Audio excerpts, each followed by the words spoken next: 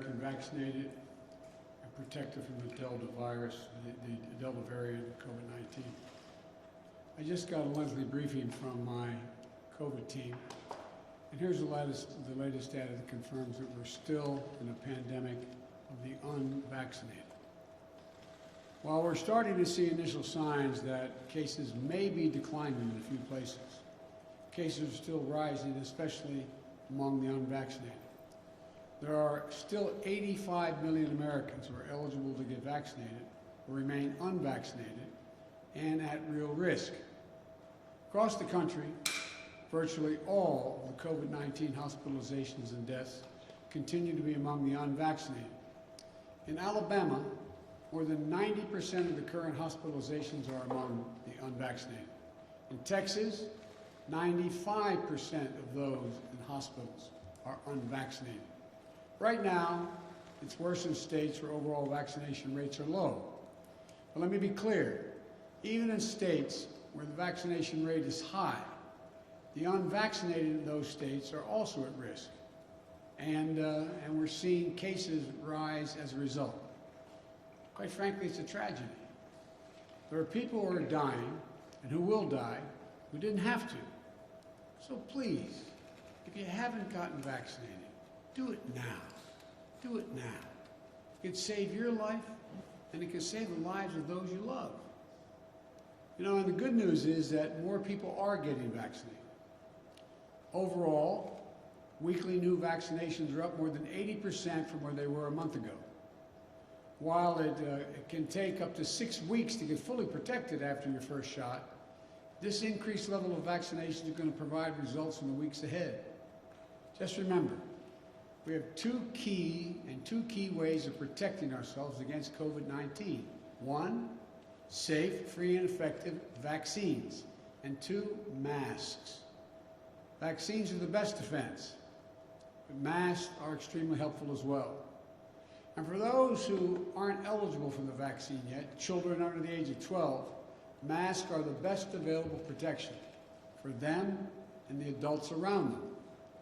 That's why we need to make sure children are wearing masks in school.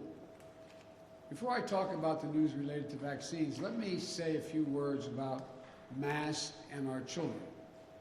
Unfortunately, as we've seen throughout this pandemic, some politicians are trying to turn public safety measures, that is, children wearing masks in school, into political disputes for their own political gain.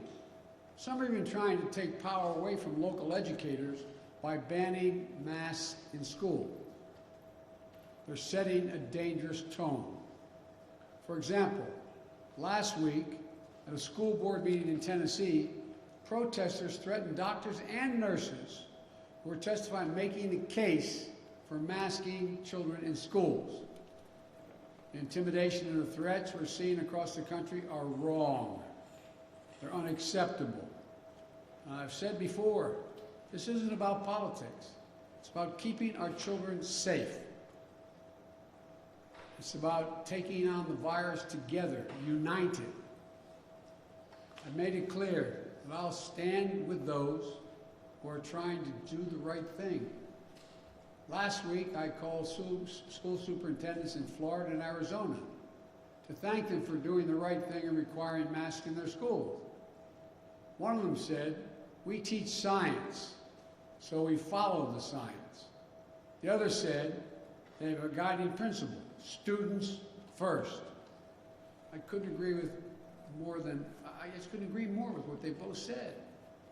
And that's why today I'm directing the Secretary of Education, an educator himself, to take additional steps to protect our children. This includes using all of his oversight authorities and legal action, if appropriate, against governors who are trying to block and intimidate local school officials and educators.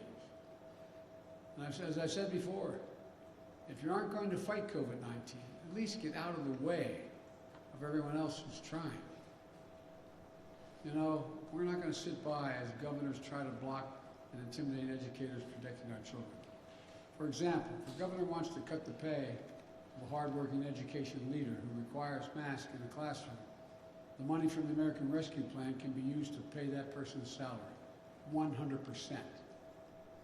I'm going to say, a lot more about children in schools next week. But as we head into the school year, remember this. The Centers for Disease Control and Prevention, the CDC, says masks are critical, especially for those who are not yet vaccinated, like our children under the age of 12. So let's put politics aside. Let's follow the educators and the scientists who know a lot more about how to teach our children and keep them safe than any politician. This administration is always going to take the side of our children. Next, I want to talk to those of you who can get vaccinated, but you haven't. The Delta variant is twice as transmissible as the Alpha variant. It's dangerous, and it continues to spread. Vaccines are the key to stopping it. We're making progress. Today, more than 90% of seniors have at least had one shot, and 70% of people over the age of 12 have gotten their first shot as well. That's good news, but we need to go faster. That's why I'm taking steps on vaccination requirements where I can.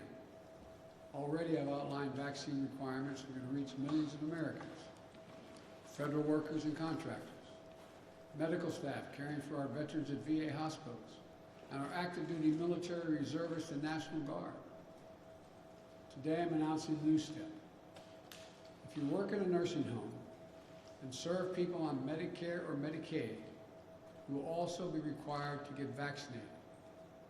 More than 130,000 residents in nursing homes have had, sadly, over the period of this virus, passed away. At the same time, vaccination rates among nursing home staff significantly trail the rest of the country. The studies show that highly vaccinated nursing home staff is associated with at least 30% less COVID-19 cases among long-term care residents.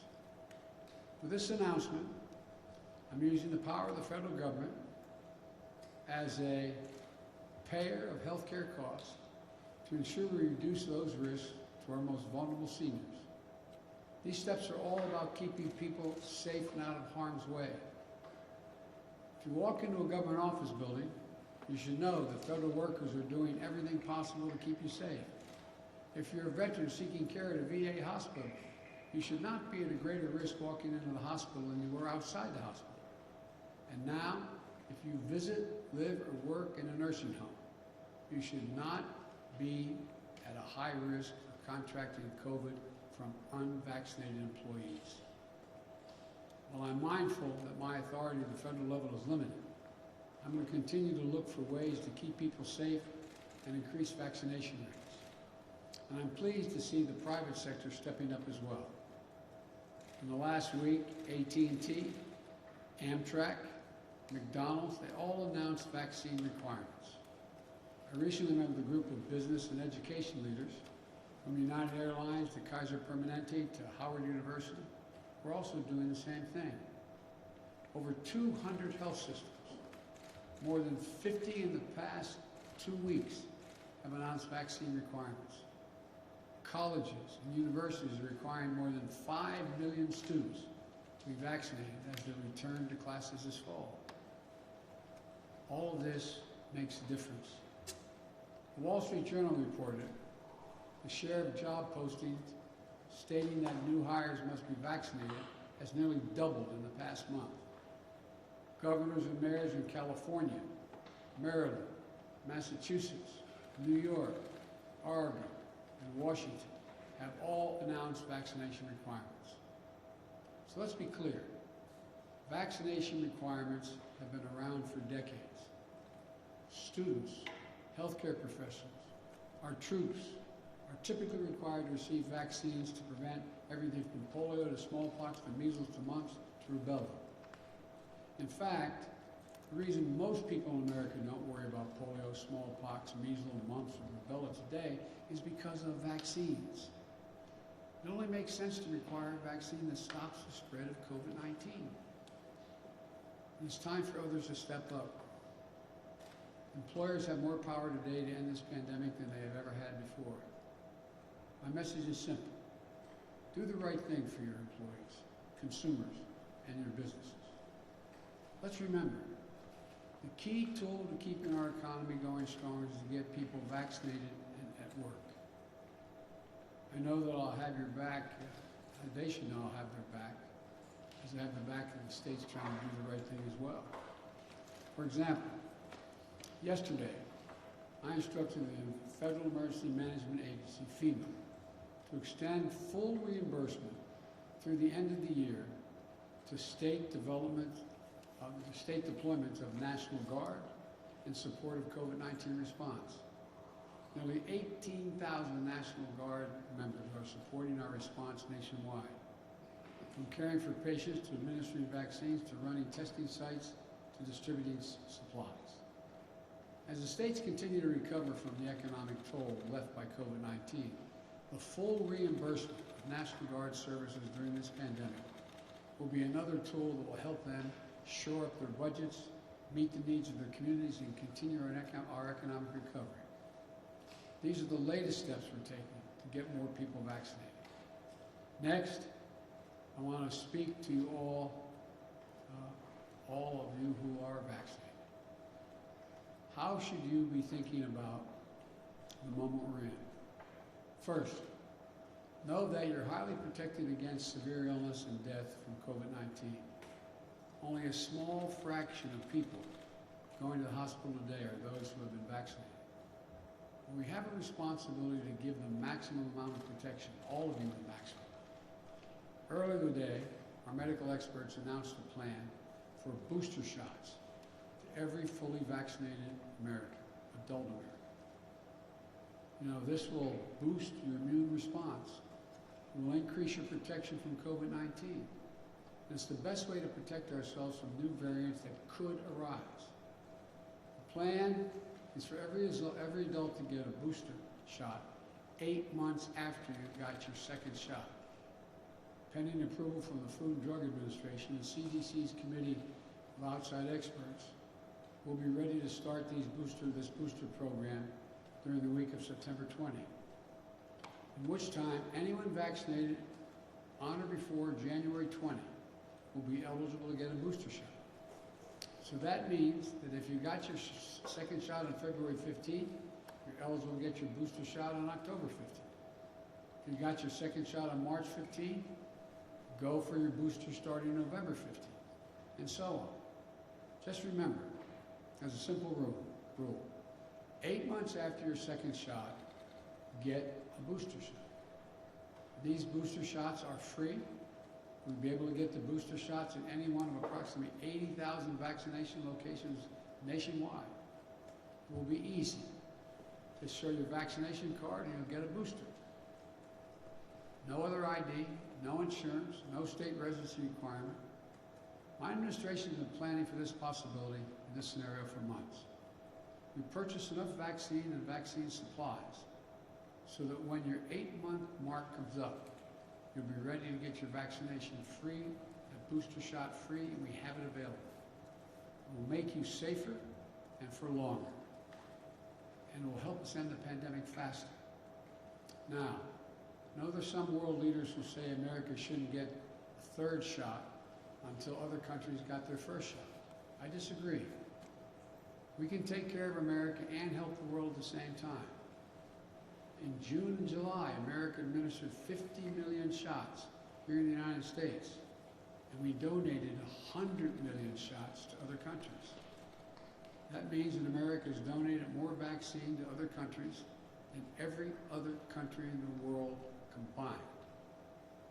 During the coming months, fall and early winter, we expect to give out about 100,000 boosters, and the United States will donate more than 200 million additional doses to other countries.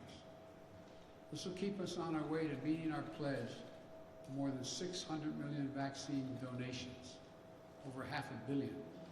As I said before, we're going to be the arsenal of vaccines to beat this pandemic as we were the arsenal of democracy to win World War II. So let me conclude with this. The threat of the Delta virus remains real, but we are prepared. We have the tools. We can do this. For all those of you who are unvaccinated, please get vaccinated for yourself, and for your loved ones, your neighborhood, for your community. And to the rest of America, this is no time to let our guard down.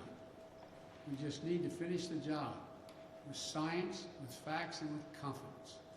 And together, as the United States of America, we'll get this done. God bless you all, and may God protect our troops. Thank you.